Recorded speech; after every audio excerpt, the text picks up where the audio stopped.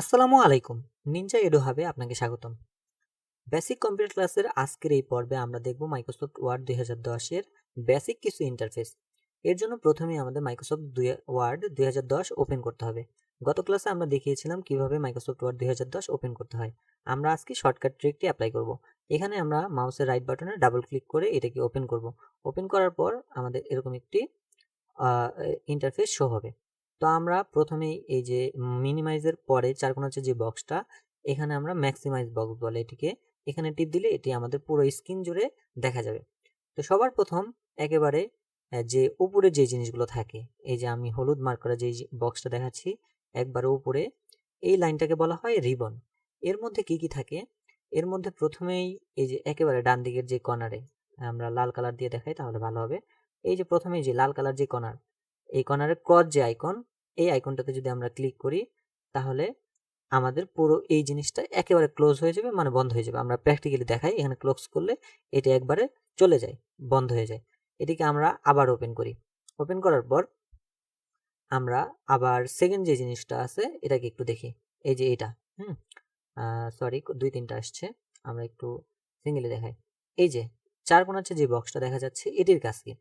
এটির কাজ হচ্ছে মূলত ম্যাক্সিমাইজ করা, একটু ছোট বড় করা। যেমন এখানে যদি আমরা ক্লিক করি, এটা একটু ছোট বড় হইলো। এখানে আমরা এটাকে যদি এই যে উপরে যে জায়গাগুলো আছে, ফাঁকা জায়গাগুলো, এটাতে আমরা মাউসের রাইট বাটনে ক্লিক করে ধরে যে কোনো জায়গায় টেনে টেনে নিয়ে যেতে পারবো। আর এখানে ক্লিক করলে এটি একবারে পুরো স্ক্রিন জুড়ে আসে, আরেকবার ক্লিক করলে একটু ছোট হয়। আমরা চাইলে এই যে কিনারে যদি মাউস পয়েন্টারটা রাখি, রাখার পরে দেখা যাবে এরকম আমরা মাউসের রাইট বাটনে ক্লিক করে টেনে ধরে এটাকে আরো ছোট বড় করতে পারি। হ্যাঁ, তাহলে এটার কাজ হচ্ছে ম্যাক্সিমাইজ করা, বড় ছোট করা। তো আমরা এটাতে ক্লিক করে আবার আমরা বড় করলাম। এর এই পাশে বাম দিকে যদি আবার খেয়াল করি, একটা মাইনাস চিহ্নের মতো আছে, এটাকে বলা হয় মিনিমাইজ অপশন। মিনিমাইজ অপশনের কাজ কি? মিনিমাইজের অপশনের কাজটা হচ্ছে এটাকে একবারে মাইনাস করা, মানে একবারে ছোট করা। ছোট করে কোথায় রাখে সে? সেই যে ট্রাক্স বারের এইখানে রাখে। মাউসের পয়েন্টারটা এখানে নিয়ে গিয়ে আমরা যদি একটা মাউসের রাইট বাটনে ক্লিক করি, আবার সেটা বড় হয়। তারপরে আমরা যদি খেয়াল করি, এই যে এখানে যে লাল অংশটুকু আমাদের রয়েছে, এই যে লাল অংশটুকু লেখা ডকুমেন্ট ওয়ান মাইক্রোসফট ওয়ার্ড, এটা যে লেখা, এটা হচ্ছে এই ফাইলটার নাম। আমরা কি নামে সেভ করতে চাচ্ছি সেটা এই যে এখানে লেখা থাকবে। এই ফাইলটা আমরা যদি অন্য নাম চেঞ্জ করতে চাই, সেটাও আমরা করতে পারবো। যেহেতু আমরা এখন প্রথমে কোনো নাম দেই নাই, এই কারণে একেবারে ডিফল্ট ভাবে ডকুমেন্ট ওয়ান লেখা এসেছে। তারপরে যদি আমরা একটু বাম দিকে আরো কিছু জিনিস আছে, এই যে এদিকে যদি একটু খেয়াল করি, এগুলো হচ্ছে কিছু টুলবার। এখানে কিছু শর্টকাট আইটেম থাকে, যে আইটেমগুলোর দ্বারা আমরা শর্টকাটে কিছু কাজ করতে পারি। যেমন এখানে যদি এই যে প্রথমে যে জিনিসটা আছে ডাব্লিউ লেখা, এটার মধ্যে যদি ক্লিক করি, এই যে রিস্টোর, মানে এই যে এখানে আমরা যে কাজটা করতে পারতাম, এখানে আমরা রিস্টোর করতে পারবো, কোনো কিছুকে আবার আনতে পারবো। মিনিমাইজ অপশনটাকে ক্লিক করলে ওই সেম একই রকম ভাবে এটাই যে এখানে চলে যাবে। ম্যাক্সিমাইজ অপশনটা যেহেতু আপাতত অফ, ক্লোজ করলেও আমাদের এখান থেকে কেটে যাবে, এটার কাজ তো জানি। এর এই পাশে যে অপশনটা আছে, এটার কাজ হচ্ছে সেভ করা। আমরা যদি এই ফোল্ডারটাই কোনো কিছু লিখি, যেমন আমি তাওহিদ, এটা লিখলাম, লিখে এটাকে আমরা এখন চাচ্ছি সেভ করতে। সেক্ষেত্রে আমরা এই যে এখানে ক্লিক করলেই সেভ হয়ে যাবে। এরকম একটা ডায়লগ বক্স ওপেন হবে, পরবর্তীতে আমরা এখানে সেভে ক্লিক করলে এটি সেভ হয়ে যাবে। তারপরে যে অপশনটা আছে, এই যে এটার নাম হচ্ছে আন্ডো। এই আন্ডো মানে হচ্ছে কি, আমি একটু আগে যেমন এই লেখাটা ছোট ফন্ট থেকে বড় ফন্ট করেছি, এটাতে যদি ক্লিক করি, আবার দেখবো আমরা ধীরে ধীরে আগের যে স্টাইলে আছে সেটাতে চলে যাচ্ছে, মানে আগের কাজে ফিরে যাচ্ছে সে। তার পরবর্তীতে যে অপশনটা আছে এটা হচ্ছে রিডো, মানে একটু আগে যেমন আমি বড় থেকে ছোট করেছি, এখন চাচ্ছি আমি ছোট থেকে আবার পরের কাজটাতে যেতে। এর জন্য আমরা এটাতে যদি ক্লিক করি, তাহলে দেখবো আমাদের পরের কাজে আমরা যেতে পারছি।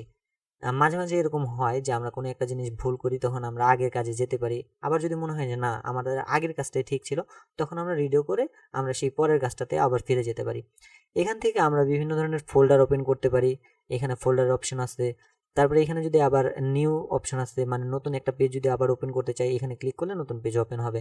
তো আমরা এর এই পাশে এই যে তীর চিহ্ন যে অপশনটা আছে, এখানে যদি ক্লিক করি, আমরা আরো কিছু এরকম শর্টকাটের অপশন অ্যাড করতে পারবো, কিংবা এখান থেকে আমরা এই টুল অপশন থেকে বাদও দিতে পারবো।